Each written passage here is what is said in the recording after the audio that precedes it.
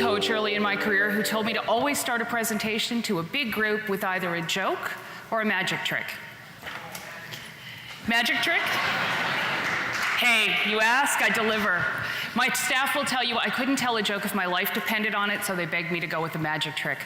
If you guys would mind, just pull out your phones. I know the Wi-Fi is a bit iffy. Pop that URL into your smartphone, your tablet, whatever device it is that you're using to stay connected on social. If you go through the form there and go through the process, what you'll actually see by the time I'm done my presentation is a real live demonstration of how behavioral marketing can be used to customize the content that goes to your clients, that goes to your list members as they are engaging with your web content. And that's what I'm going to talk to you about today. We're going to talk a little bit about how the game of marketing has changed and some of the things that we're seeing in the content marketing world and in sales enablement that are really impacting the way that we engage with our clients and with our clients' lists. We're also going to talk a little bit about how that's impacting marketing teams and how that's impacting sales teams. I'm going to show you how we apply that to marketing CIMC. So I'm going to show you what I know about you. You should all be really nervous. We're also going to talk a little bit about the takeaways, so some of the things that are happening, some of the steps and roadblocks to effective marketing automation. So let's jump in. How many of you in the room, where are my people at? Remember when business was done, that black and white picture there? Anybody? Okay, I'm gonna get my walker and go home now. Come on, people, hands up. I can't be the oldest person in the room. Thank you. That's how it used to be done. When I started out in my career, my sales rep was my lifeline. I counted on my rep for all of my information. If I didn't know something, I called up one of my reps and got them to take me out for lunch, because I was the client and I was buying in those days. So they would take me out for lunch and I would pick their brains about everything they knew about their industry. And a lot of my worldview and a lot of the services that I purchased in those early days were shaped by the story that my reps told me. Where are my reps in the room? Do we have any sales reps in the room? Come on, Stephen, put your hand up. I know you're out there. Right. So that's changed, right? Today you don't have that same authority as a salesperson. Today a salesperson who goes out and is talking to your clients, the client's been over here on the internet. They got their credit card in one hand, they got their mouse in the other, they're clicking away to your competition, they're comparing your prices. But even worse, what salespeople are dealing with today when they're out there doing their job is they have customers who are smarter than they are. Kind of like when we go to the doctor. Anybody here gone to the doctor recently and said, "Oh, doc, I got these symptoms. I'm dying of cancer. And it's stage 3 skin cancer, and it's a really rare melanoma." And the doctor goes, "No, I actually got a yeast infection, a little cream, and it's all good." But boy, we have been on WebMD, we have researched this thing, we know walking in what's wrong with us. Like, don't bother with the exam, just give me the medicine. Here's my prescription, just sign it, right? That's the world that our reps are living in. They walk into a room and their customer thinks they know more about what they sell than the rep who's only been doing it 25, 30 years. But hey, I spent 15 minutes on Google. I'm an expert. As marketers, we really need to understand that, and we really need to support them through that. Our job as marketers is changing. A really good friend of mine used to say to his sales guys, "It's my job to get the pretty girls to the bar, but taking her home is up to you." That's not the way it works anymore. As marketers, we really have to be supporting the reps, and we really have to be changing the way that we're engaging throughout the marketing process so that that handshake is a lot smoother. And I'm going to talk to you a lot about salespeople today, because there's a lot of friction that I see in a lot of my clients' companies between marketing and sales, right? And we're going to talk about why that's going on. A big part of it is because of the sales funnel. Serious Decisions did a study. It's a couple of years old, this stat, but the sales process has extended by 22% in the last 5 years. 22% longer to get to yes or no. 22% more time invested. And a big part of that is because of what's happening with the funnel. Because that first funnel, that's what we think of as a sales funnel. But this is what the buyer's doing. When the buyer first gets on our radar, they're just kicking tires. They're walking around the bar, checking out to see who's there. Is there anything interesting? They're interested. They may not even know they have a problem. They're just looking. Then they realize that maybe there's something that could help them. And what's the first thing that any of us do? Where are my business owners at in the room? Boy, you people did drink last night, didn't you? Okay, so what's the first thing you do as a business owner? It's the first thing I do. I have a problem, I want to solve it. Can I do it without spending any money? Right? How many of you got into business to spend money? That's what I did. I'm like, oh yeah, let me spend money. No, I got into business to make money. And the way you make money is by spending less than you earn. So the first thing we want to do is solve it without spending any money. And then we come slap up against the brick wall of our own incompetence and realize maybe we need a little help. And guess when that is? That's when we're ready to talk to a salesperson. But that's way down there at sales qualified lead. And what we're doing as marketers is we're throwing the leads to sales over there, way up there at the inquiry stage. And we're saying, hey, here's a lead. And sales is coming in the next morning and saying, that's not a lead. That's a warm body. So we really need to be using data, and the data is there to improve what we're doing. The other thing that's happening is that we're overwhelmed with information. There is so much information. How many of you have ever tried to answer a question on your own and got 7 conflicting answers from 7 experts? I have, right? The SEO guy says do one thing, the email person says do another thing, the video guy says do another thing, your CMO says do something else, and your friend at the bar says do 3 different things because that's what worked for him. Lots of conflicting information. And so we don't really know how to weed out what's true. And the reality is, everything that you're told is true for somebody, it just might not be true for you. So this is what usually happens. Any of you have a marketing system that feels a little bit like this one? Anybody? No, you guys have it all covered. Hey, all right. You know, what we find with a lot of our clients, they got somebody doing social media. They might have, a company doing social media. They got somebody else doing their website, maybe an in-house team, maybe another agency. They got a blog, they might be outsourcing content, maybe using Xeris or something like that. Landing pages are somewhere else, SEO is somewhere else. Analytics are somewhere else, call to action somewhere else. Nobody's talking to anybody about any of it. So the social media team is promoting a program that the email team knows nothing about. And the SEO guys, they're optimizing for keywords that have nothing to do with that program. And guess what's happening to the campaign? It's a bit like a deflated balloon, right? We're all disappointed with the results. We're all sad. And it's tough. It's really tough, because how do you afford to maintain a team that has expertise in all those areas? Right? Digital marketing is exploding. I mean, we decided about 20 years ago, hey, let's reinvent marketing. We'll call it digital.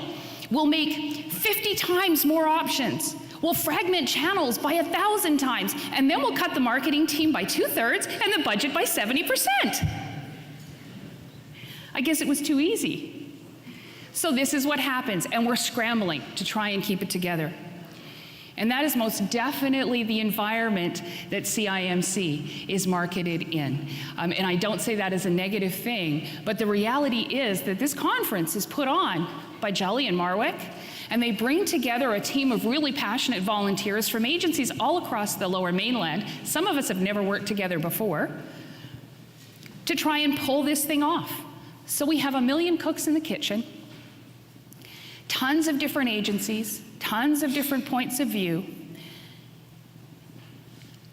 And to add to the pressure, absolutely everything we do to market CIMC is under the constant scrutiny of the most discerning marketing audience in the world, our peers. So every teeny tiny little mistake is magnified, and all of the industry gets to see it. No pressure.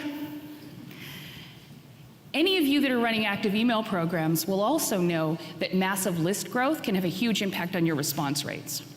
So when we picked up the email marketing campaign for CIMC, the list had grown by a factor of 4 since last year's conference. 4 times the size of the list. The sources of the list had fragmented. There were sources from all different kinds. It's really tough to be relevant to 4 times as many people using the same program. You've got to evolve. You It's one thing to be relevant to 50. You can't be relevant to 50 or to 200 with the same content. So imagine that on a larger scale. The other thing that we're aware of is that as the email marketing partner, we have a view into response behavior that is rare across any of the marketing channels. And unfortunately, all too often, that view is hidden from everybody else. So one of the things we really wanted to do was to make sure that we found a way to put that view that we have into the hands of other teams and to find ways to leverage that information so that we could help other teams be more effective, get more sponsorship, get more people in the room. The question is, how do we get that information directly in front of those people in a way that they can act on it? The other thing that was happening at the same time, for the first time in a very, very long time, and I've been in this email marketing game since some of you in this room were in elementary school or younger. The last 2 years have seen a dramatic evolution in what we can do with email marketing. There have been some huge changes in what's going on. In fact, far from dead, email remains the most profitable digital marketing channel that we have access to. I used to talk, well, I still do, speak frequently to universities about email marketing. And I go into a classroom, and inevitably the third-year students would tell me email was dead. And about 15 minutes later, they'd admitted to checking their email every day. Because where do you think they get their social media notifications from? On their mobile phone or in their inbox? What we're seeing emerging is that as the generation, the millennial generation, the younger generations are maturing and moving into the working world, they're relying on email more and more as a communication channel. And some very clear preferences are emerging in terms of how we use email. And that's the way it should be. No more than video killed the radio star. That was a cultural reference for my people. No more than video killed the radio star has email or social killed anything else. In fact, they coexist in harmony. Social is for one kind of interaction, but promotional information from brands, even the millennials would prefer to get it in their inbox, and that's what they're telling the pollsters. Send it to me in my inbox, don't bug me on my phone. I'm talking to my friends, man. I mean, seriously, if you're on the phone with a girlfriend, do you want an advertiser coming running in, ripping the phone out of your hand and going, push notification? L'Oreal's got new makeup. It doesn't happen. That's not what we want. So the ways that we engage are maturing, and that's one of the things that we're seeing. But there have also been changes to the online environment. How many of you are dealing with Castle? How many of you don't know what Castle is? I'm really scared. I expected a groan from the room. That's changing, right? That spam law is changing, and in July 1st of this year, we have the right of class action lawsuits that are coming in.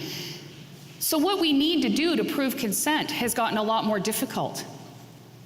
There have been changes to the EU Data Privacy Act that have also impacted it if you're emailing to a UK resident. There are a whole bunch of new rules, kind of like Castle rules. They thought we did a good thing, so they followed suit, tried to get tougher than we did. There's also an explosion of inboxes. We don't just have one inbox anymore. We got tons. We have the inbox in our social media accounts. We have our Gmail inbox. If you're an old schooler like me, you might still have a Yahoo inbox from years ago that you use. Don't tell anybody, but I do, and it's still active. You got your Google. So now, not only do we have multiple channels and multiple inboxes, but we have different email clients. We have Gmail that decides to put everything into a promotions tab. It's harder to get noticed. There have also been some functional changes that have happened in the last few years. I spent most of my career telling people they couldn't put video in email ads. Y'all got the email with video in it, right? And if the video didn't work, you got an animated GIF. You got the countdown clock. We couldn't do that a few years ago, where there was a countdown clock in the email. So lots of different things happening in the world of kinetic email. And then we've had the whole mobile shift and explosion, where everything we do has to be mobile first. I think I heard a couple of the speakers say that yesterday. So even email, we're now designing mobile first. But mobile first doesn't mean mobile only, because 50% of what's happening in the inbox is still happening on a desktop. So if you're designing your email just for a mobile phone, what happens is that 50% of your audience gets a skinny little strip in the middle of the screen, And a skinny little strip in the middle of the screen is awesome when you're an 18-year-old girl, not so good when you're an email marketing message. The other thing that's happening is that the line between private life and public life, private life and work life, is continuing to blur. And so we're hitting people at different times. There was a day when I couldn't send a business-related email at 5 p.m. because, in Vancouver, we're all skiing at 4:30. Not so anymore. I could send it at 8 sometimes. In fact, we've done some tests with some of our clients where 8 p.m. is the optimum time to reach their market. If you're going out to an executive audience, guess what, folks? 8 p.m. might not be such a bad idea. So is 5 a.m. Not such a bad idea. Because guess what executives do? They check their email in the morning, then they get productive, and then they check their email again later in the day, and they check their email in the evening before they go to bed. So, outside the workday. What it all means is that marketing automation really is the new face of email. In fact, just using marketing automation has been seen to increase your conversion rates from your email campaigns by over 50%. Is anybody in the room doing automation today? Are you guys doing some automation? Got a couple of hands up. If you're still doing batch and blast email marketing, and what I mean by batch and blast is you're taking the same content, you're pushing it out to your entire list, using an entry-level tool like a MailChimp or a Constant Contact, I can promise you one thing. I don't care who you are, I will promise you one thing. You are leaving money on the table. And your competitor is coming in and picking up all those dollars you're leaving lying around for them. You're doing a great job of educating people, not such a great job of converting them. It starts with buyer personas. How many of you in the room have got buyer personas nailed down? Come on. A few, okay. We have our buyer personas on the wall in our office for who our customers are. You gotta start by knowing your audience. Know who's in the room. You better bet I took a look at the attendance list before I came in here today. Now, being the email marketing partner, I have that information. To know who's in the room. We started our CIMC journey by asking Darian and his team a lot of questions about who you are, who's in the room, what role do they hold in their organization, what do they do with the after party, who do they work with, where did they go to school? What color is their underwear? What do they like for breakfast? I want to know it all. Then we took last year's attendance list and we cherry-picked some names and we stalked you all on social media. Checked out your LinkedIn profile, found you on Facebook. Boy, some of you have some awesome photos. We wanted to know who you were. And from that, then we built a picture of who we believed we were communicating with. The reason that we did that, because using segmentation, get a 39% higher open rate and a 28% lower unsubscribe rate. And we certainly saw that in the unsubscribe rate this year for the conference, and I'll talk to you about that in a little while. So let's jump in. Let's talk about the kinds of emails we used and what we sent. First of all, with the promotional emails. Everybody got these. These were the emails pitching you, come to the conference, right? Be a sponsor, engage, come. The creative for the template looked very similar no matter who you were in this room, but depending on who you are in this room, you got a very different version of every single piece of creative that we sent. Every single promotional piece that went out for this conference was targeted. If you came in 2016, you got different content than people who'd never been here. If you came in 2015 but didn't come back in 2016, we knew that and we were targeting you. The subject lines were dynamic, based on what we knew about you and where you came from. The introductory copy was always changed. And we also provided creative to partners. And so if you were a partner, you got a discount code. Some of you who had been at the, if you've been at the conference before or you hit certain other criteria, we sent out special offers to encourage you to re-engage and come back to the conference at certain times. So we were using all the information we had about how you engaged with CIMC in those promotional blasts to get you out and get you talking. The other kind of email that we sent were speaker emails. So we sent content out to all of the speakers, encouraging our speakers to promote their speaker guest codes, encouraging our speakers to participate, get them excited about the conference, get them getting value, help them get value from their presence here today. And those also were personalized for the speakers.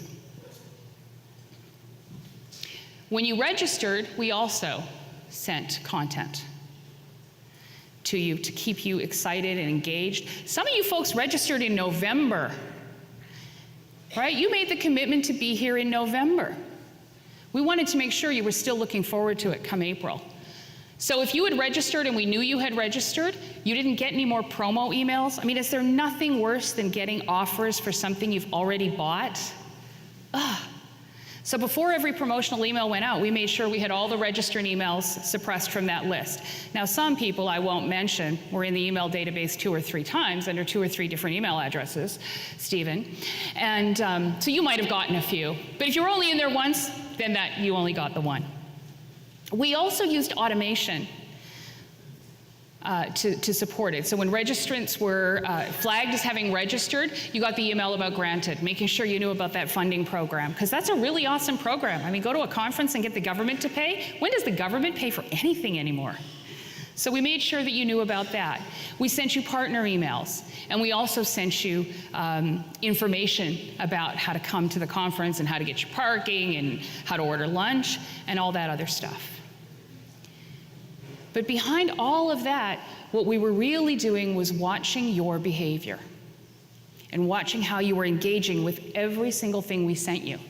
And we were using that information. And this is one of the ways that we used that information.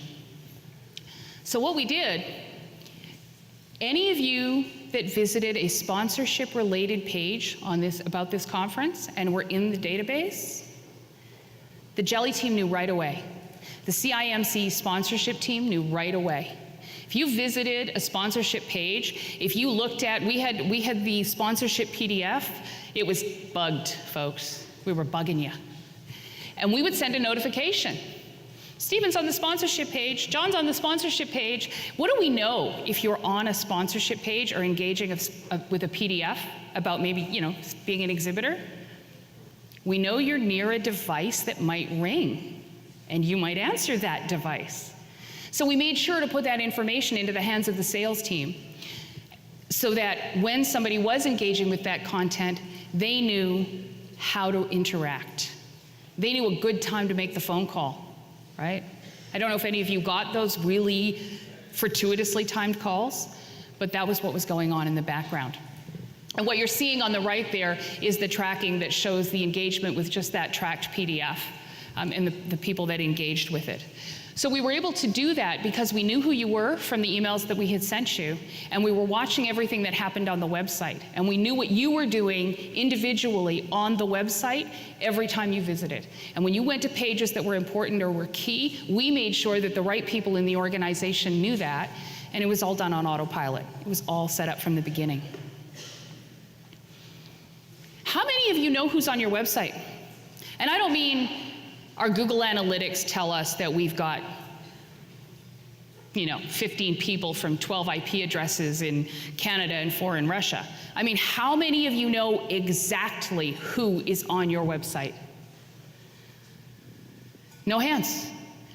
So what we did is we put some technology in place for the conference that we were able to let the team know who was on the site. What you're seeing here is the page showing what Coast Hotels was doing on the website. So we knew, for example, that Coast Hotels had come to the site, that they visited the website 4 times. We knew exactly which pages they visited, so we were looking at the schedule and the home page on the last visit. That information went to the folks at the CIMC team every single day. Now imagine if you're a salesperson on commission and you have a hot lead that you've been tracking. Imagine how your sales manager is going to feel if they're chasing down that target client that the CEO really wants. And you're able to tell the sales manager, somebody from that target client is on our site, and here are the products they're looking at, and here's the blog content they're looking at, and here are the questions they're asking. Make a call. What kind of power is that? You go from being sales pariah to sales hero. They're buying you lunch, man, when they close that deal, because you told them. And we have it set up. You can have it set up so that it's automatic. You put a watch client in there, and you could automatically notify the sales team. There's a little blue button up in the corner. It says convert to lead. You can actually click that and put that in the database. If there are people in the database universe of this particular software, it's not with all of the marketing automation software tools that we use, but this one in particular, we can actually get a list of names of people at that organization. Very powerful tools that help us start to take what we're doing with marketing and engage that and move it over. In the conference perspective, if we saw that a large organization was visiting the website on a regular basis, but maybe nobody had registered from there, what a great time to call the CMO or the marketing leadership at that organization and say to her or him, hey, we noticed that some people from your organization have been really active on our website, but nobody's registered. What's going on? Maybe have a conversation, maybe do a group rate, right? So really being able to use that information in creative ways to further the goals of the organization. I told you we were watching you, and we were, and we are. This screen that you see behind me, and it's a little blurry, I think, so now you know what life is like in your late 40s if you don't have your glasses. This is the screen from one of my team members. He gave me permission to out him because he's the guy that does all the development. This is his personal profile in our marketing tool. So we have the overview tab, which I don't have up there because it's kind of boring. It's the stuff we all have in our database, you know, the fields we fill out, the forms. We have his memberships. So I know, for example, that Ryan received 25 different email campaigns over the course of this program. I know he's viewed 2 different media assets over the course of the program.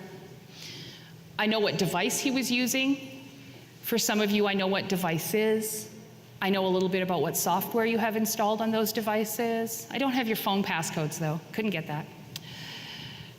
I know what campaigns you're enrolled in. I know what workflows you're on. I know what lists you're getting, what lists you belong to. If it was a sales initiative, I'd also know how many opportunities and how many of those had closed and how much money your company had generated for our organization. I know what forms you've filled out. I can click on any of those and I can see exactly what you did on that form, exactly what information you entered. But that's not my favorite tab. My favorite tab is the Life of the Lead tab. And you can see that for Ryan up here on this side. That Life of the Lead tab, the blue line, that's before Ryan was in our database. That's the stuff Ryan was doing on the CIMC website before we put him in the database. And I already know what web pages he viewed. I know what media he engaged with. That little person, that's when we added him. The green line is he's in the database. Now we're taking all that behavior and we're attaching it to a person. I know what emails he's opened, I know what time he opened them, I know what he clicked, I know what links he clicked, what forms he filled out, what information he put into those forms. I know every time he's come to the website, I know what pages he visited, how long he was on those pages, I know the order of his visit, when he went back and forth. Now imagine you could put that information into the hands of your sales team. Imagine what it would do for the marketing sales relationship if you could let your salespeople know what was going on with those leads at that kind of a granular level. Imagine how much more confident a salesperson could be calling up the CEO of your target client if they knew that that CEO had been looking at the blog article about that particular piece of software or that particular blog business problem. That's some powerful stuff. And we're completely missing it because we aren't implementing marketing automation. We're throwing out a piece of content through MailChimp, the same content to everybody. We're going, we got a 40% open rate. We're all excited. Woohoo! Okay. But can we turn that open rate into dollars for the organization? So let's talk about the program by the numbers. Over the course of our work with CIMC, we sent 14 promotional emails. We sent 11 partner emails, 5 registered emails, and 6 speaker notices. There were a few more to go. But a total of 36 different campaigns over the course of a 4.5, 5-month period. Our open rates ranged from a low of 18% to a high of 60%. This slide's a couple of weeks old because I had to get my content in early. Our most recent and highest open rate so far has been 70%, 70.5% open rate. Our click-through rates hit as high as 30%. Also got to update that stat. We have a campaign that's gone out that got a 55% click-through rate. Our sponsor and exhibitor opportunities, 52 opportunities identified for the CIMC team through that notification program that I told you about. And 19% of the people on the list that are registered for this conference today came from that original email list that we were working with. So for the ROI geeks in the room, like me, I'm kind of a stats nerd. Ask my team, they'll tell you. Those are the numbers. But what did we learn about you guys in particular? We know you like cheeky subject lines. This is no boring subject line crowd. You want us to get a little bit sneaky. Not all of you, though. I have to say, one person did unsubscribe from one of the campaigns, and their comment on the campaign was the content was inappropriate. So not everybody likes a cheeky subject line. They unsubscribed early. I should probably be glad. They might have been really upset with some of the other stuff. You guys also do not want to feel like you're missing out. You hate to miss out. You really hate to miss out. You know how I know that? Because when we said to you, so we sent a campaign out automatically to those of you in the room who had been engaging with the email content. You'd been opening, you'd been clicking, but you really hadn't done anything yet. So we sent you an email and said, hey, we're gonna miss you. It's gonna be fun without you. 50% of you opened it. 20% of you clicked on it. You were like, what do you mean you're gonna miss me? I haven't said no yet. Now, my sales folks in the room, they're going, yeah, we could have told you people that, because that is a sales strategy. In fact, a lot of what I've applied in the last few years to my marketing campaigns for my clients has come directly from sales experts, starting to take some of those sales techniques and integrate them into our direct marketing. You also don't like to be broken up with. We sent a campaign out to 800 people who had not engaged with a single email. Now, we have been emailing you people a lot. 800 of you that had not opened a single email. And the subject line was, is it over between us? 24% of you opened it because you wanted to know if we were breaking up with you. 6% of you clicked. And a few of you clicked on, oh no, I'm coming, it's not over. You don't like to be broken up with. We also know you'll read long emails. You'd rather get shorter ones, but you will read those crazy long emails right down to the very bottom if you think there might be something in it for you. We know that you don't make decisions quickly, and we know that you don't make decisions early. In fact, you people are one commitment-phobic crowd. With a lot of things in marketing, the more you comment and connect with people, and the closer you get to a deadline, your rates kind of drop off. You know, the people that want to jump in right away, and then you're kind of picking up, not with a conference crowd. Our open rates went like this all the way through the conference. Our click-through rates went like this all the way through the conference. Registrations, you are one last-minute crowd of people. How many of you had trouble getting a hotel room? Like, I'm thinking some of you must have. You decide at the last minute. You like oatmeal for breakfast. Okay, I don't really know what you like for breakfast. I might know what you ordered for lunch, but I don't know what you like for breakfast. So do you really need marketing automation? No, probably not. Probably not. You can get by without everything I just talked to you about. But the reality is, marketing automation allows you to generate more business. Companies that are employing marketing automation generally get about 451% more qualified leads than the ones that aren't. 4.5 times as many leads as the ones that don't. But the really amazing thing is that only 3% of businesses in the B2B space are using marketing automation. 3%. In my world, we call that a crazy screaming competitive advantage. That's a competitive advantage because, like everything in marketing, it's a wave. And the early adopter gets the best wave. So you want to jump in before the space gets overly competitive and we have to start innovating again. So one of the things that we do is we look for tools that help us to do that. And I thought it would be great to talk to you guys a little bit about what some of the criteria are that we look at when we're looking at a tool.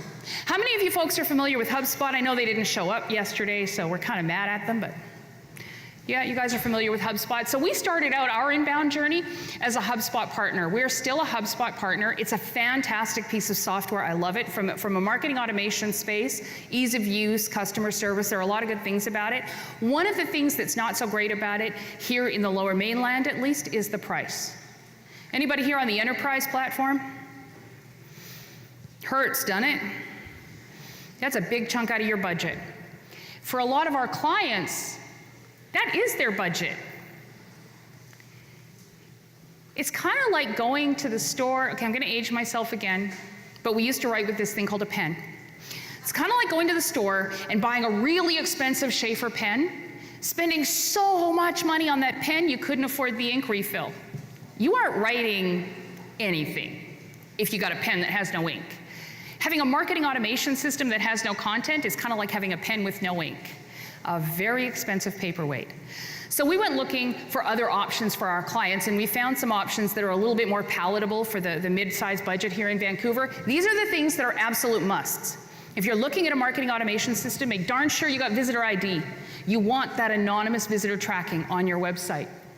Make sure you've got sales analytics, because marketing today really does need to integrate that handshake with the sales team. So have those analytics in place.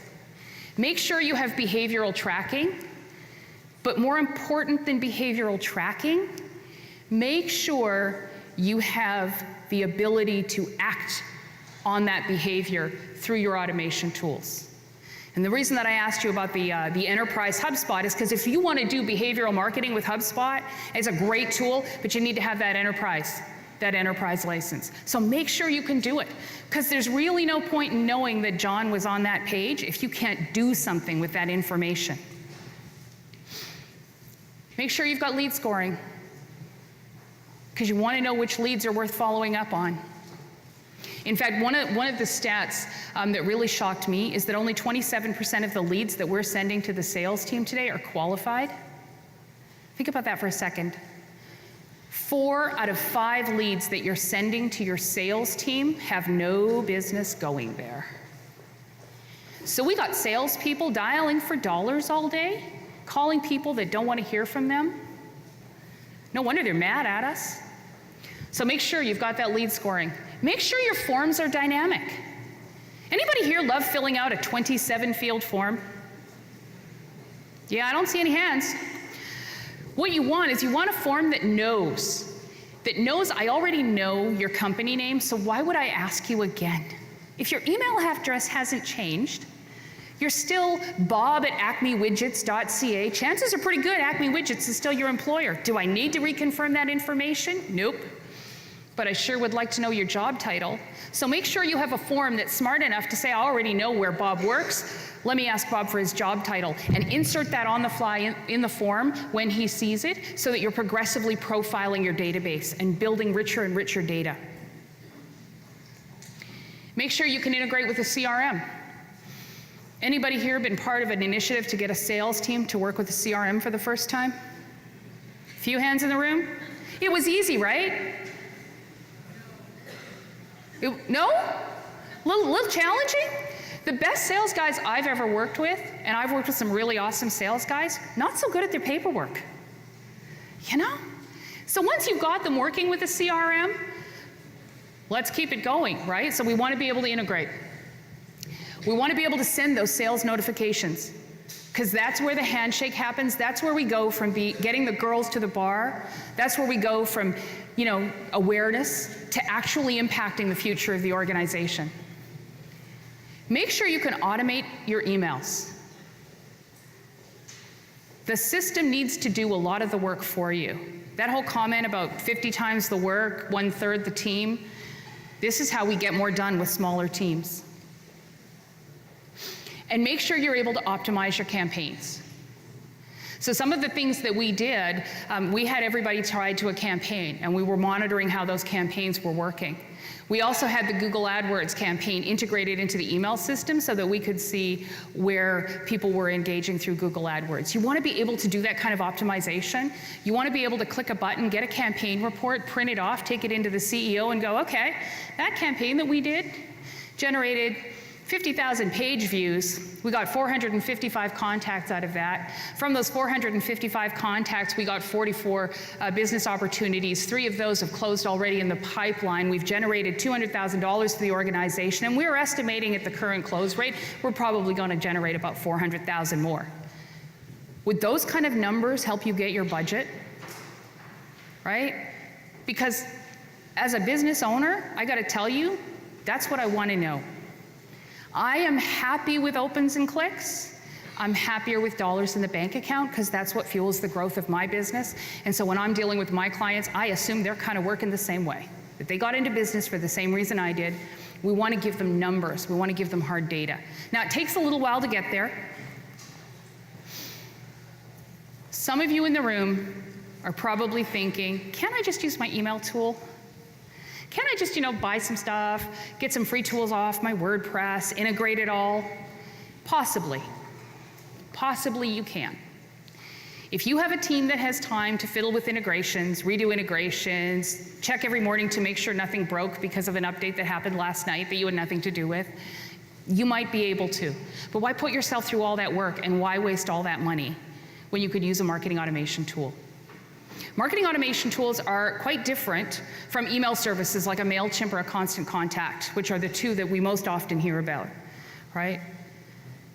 Marketing automation tools are more about what's happening in the entire web ecosystem, about looking at those signals and triggering campaigns based on those signals. Email tools are about putting people in a database and sending them content and watching if they open or click. So marketing automation is the grown-up version. Not the same as a CRM. The big difference between your marketing automation tool and your CRM is their view of the world. Marketing automation tools are people-centric. They're about the person, not about the company. CRM tools are about the company, not the person. So it's a different waterfall, and as such, you have a very different view of all of the data, which is why they are important. I hear 2 things about roadblocks. People say they can't afford marketing automation, and they say that not knowing how. Those are the 2 biggest obstacles. And we've certainly redefined our business model as a company to be much more effective around coaching our clients. And we find ourselves more and more in a training and education role and more engaging with clients in a way where our goal of success is about being less important to the client's marketing automation journey and really releasing their dependence on us as much as possible. Because the one thing I know is if they're not spending their budget having me press the send button, they can spend their budget working with me to develop the kind of really engaging content that moves that needle in a way that impacts the organization. So we're finding that we're redefining our model as an agency to be much more of a coach and a partner and a mentor than a campaign tool to get a campaign out. And in that vein of coaching and mentoring and training, we've got ways that you guys can learn more about marketing automation. We have a blog that we keep up with. We do webinars a few times a month. We do them on a fairly regular basis on different topics around marketing automation where we do a bit of a deeper dive than I've had time to do today. We do executive briefings in our studio, usually 2 of those a month. We'll get a group of executives together and we'll talk about a topic. So this is a round table that we do, and it's really a brainstorming. We'll get people from different industries that are come in that are dealing with a different problem, and we work together, kind of like a mastermind circle on how to solve that problem. And we do live events like this one. The best way for you to start now is to go do that magic trick, Pick a card, any card, I'll tell you what it is. Fill in the form. That'll get you on our list, and I'll make sure that you know whenever we're doing those things so that you can register, or you can attend the webinars and the briefings when they make sense for you. That is all I have for you today. If you have questions, come visit us at the booth. We're over there in the tent. I'm going to be around for the rest of the day. Come over and say hello. I'd love to chat with you about what you're doing with your marketing automation.